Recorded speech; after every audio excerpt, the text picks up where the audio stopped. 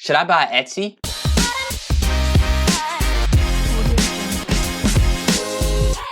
Hey, welcome to Dow Stock Talk, where I talk about topics relating to investing and finance, but more specifically the stock market. In this video, I'll be doing a stock analysis on Etsy. I'll be covering the company's overview, key highlights, streams of income, competitive advantage, risk factors, financials, my personal insight, and whether I think Etsy is a buy. But before we get started, make sure you smash the like button because it helps the YouTube algorithm. It helps YouTube know that you quality content and help my videos reach a broader audience. And also, if you're interested into finance and investing, make sure you check out my store, Wall Street Stock Apparel, where I make custom investing and finance t-shirts. So Etsy is a platform that allows people to buy and sell items, but they're really known for selling unique custom handmade items, especially by individual buyers. Etsy is where a lot of people end up going. Let's check out some statistics about Etsy.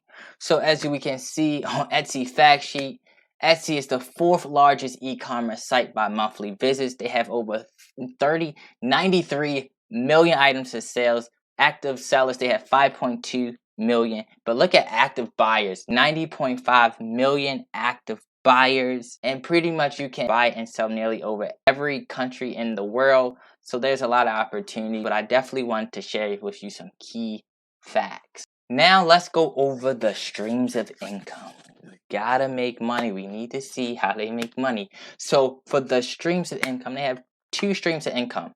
One, they have the marketplace revenue, which would consist of listing fees, transaction fees, payment platform. For service revenue, they have ads. They offer like shipping labels and stuff you can buy and stuff that you can end up packing things nicely. So for the 2 streams of income, they have the marketplace revenue and the service revenue. Because a lot of social sites only make a lot of money through ads, it's kind of designed for people to buy. Total consolidated revenue is up 23% year over year. But speaking of that, and we was talking about ads all the time when we talked about how a lot of the business models they make money from ads. And Etsy ad revenue growth is up 47% year over year. And as you can see, as we look at for the service revenue, it's only a small portion. The ads is only a small portion of Etsy total revenue. So we can definitely see that increase time over time.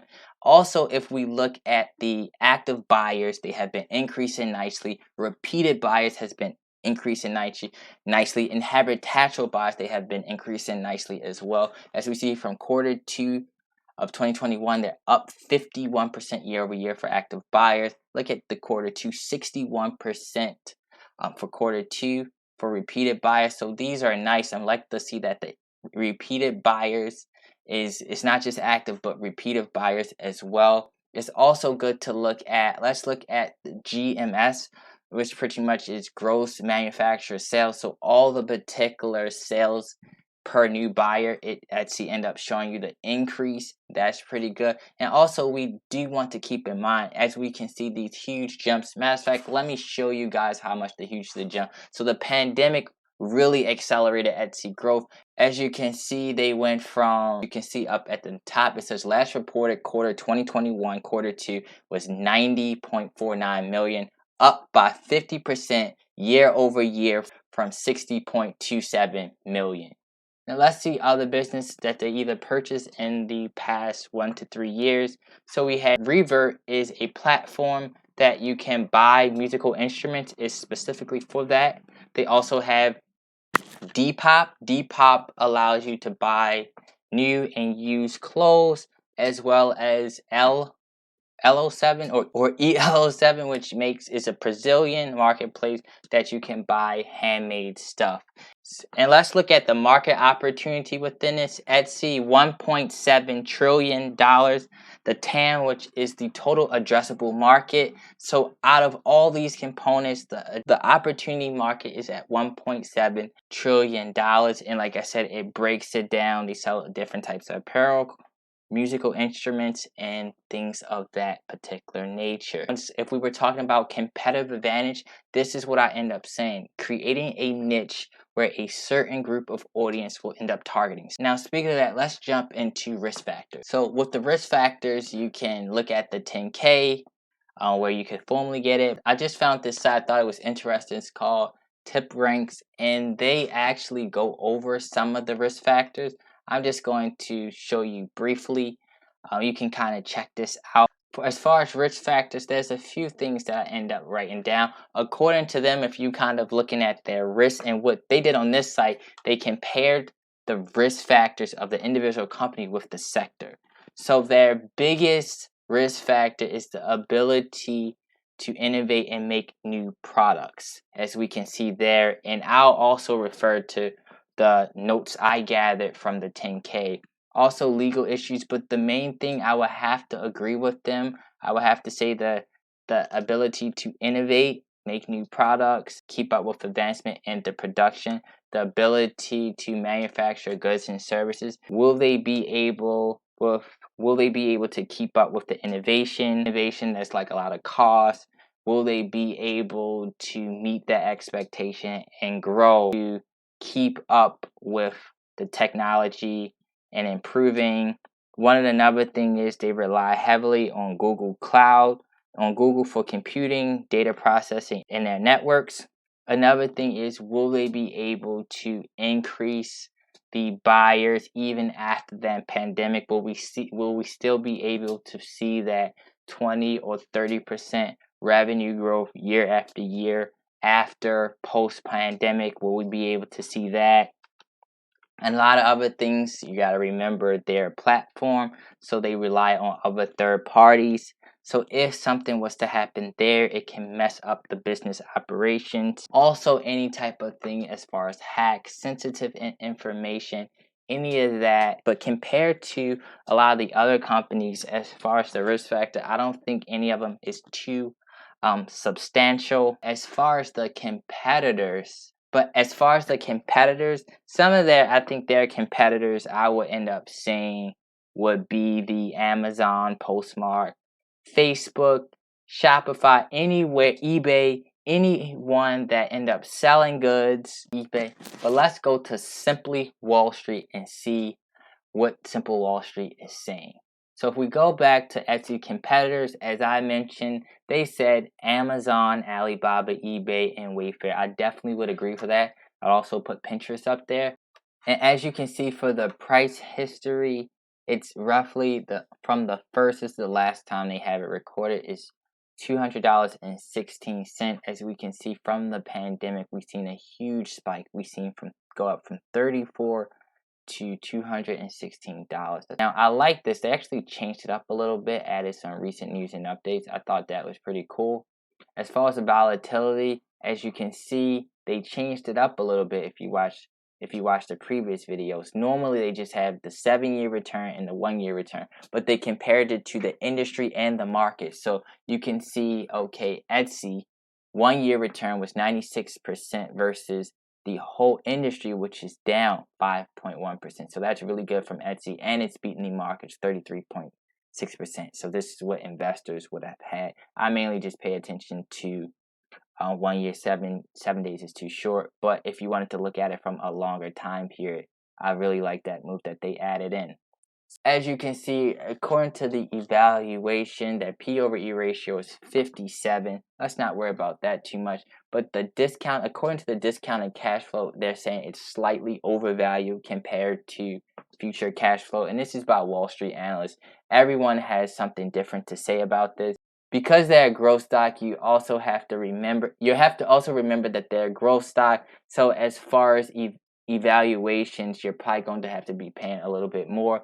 P over E ratio is 57, but compared to what we've seen from others, the P over E ratio isn't that bad. At least they are producing money. You're paying 57 times earnings. All of these are going to mark with an X because compared to what they're currently doing in earnings, in this sense, this is a growth stock. Etsy is projected to get a lot more earnings in the future. So that's why people are willing to pay for a premium for Etsy, because they're expecting a lot of growth. So now if we look for future growth, as you can see, it definitely changes. So for forecasted annual earnings, 21.7 in the next 1 to 3 years. That's outstanding. This is according to 16 analysts. So as you can see, the revenue is in the blue, the earnings is in the green. we have the cash flow as well. So the cash flow seems to be that it's going to increase well as well as the revenue and earnings. Let's actually go to Yahoo as well. So this is another way you can. Yahoo has it as a buy. Like I said, I give or takes. Yahoo, they has $216 is about what the average they think the fair price is.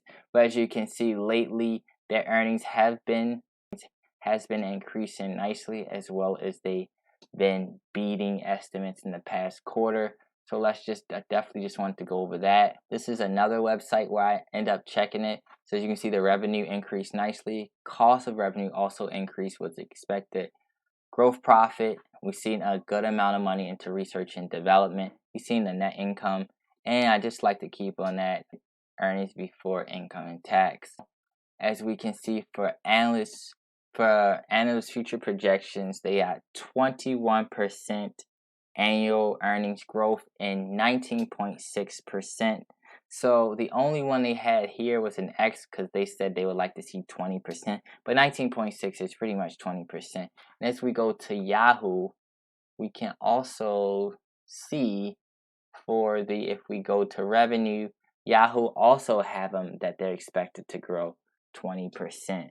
So that's good when you see consistent numbers. And as I'm looking at this consensus, a lot of these target prices seems about the same from multiple different platforms, so that's always good to see. This is another one that have different types of price targets based off of analysts.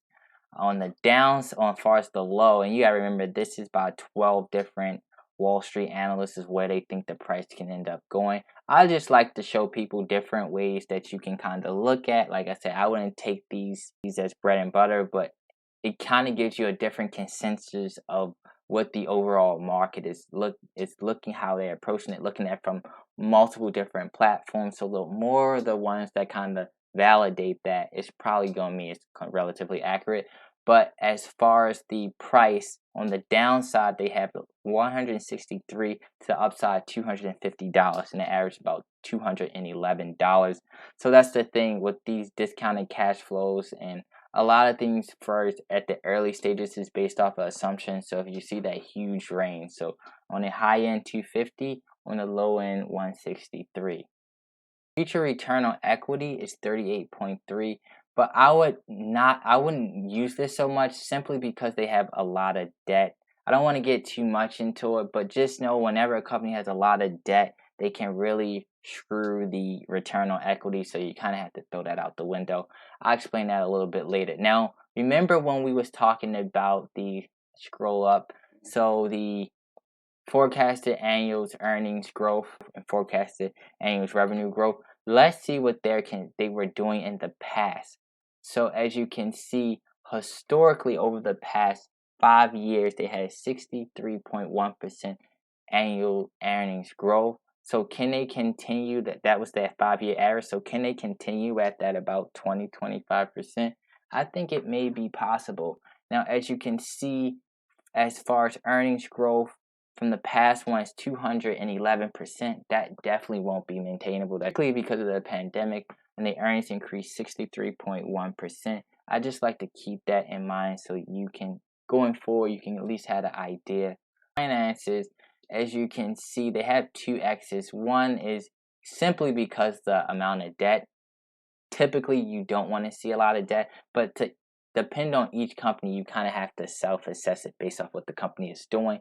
But from a financial perspective, it's not great, but I want to say that financial standards, I would pretty much say they're in good financial standards simply because they have a lot of cash, assets covering short-term and long-term liability, as well as they have enough cash to cover their liabilities if needed to. As we can see there, the green is in cash, so they definitely have enough money there.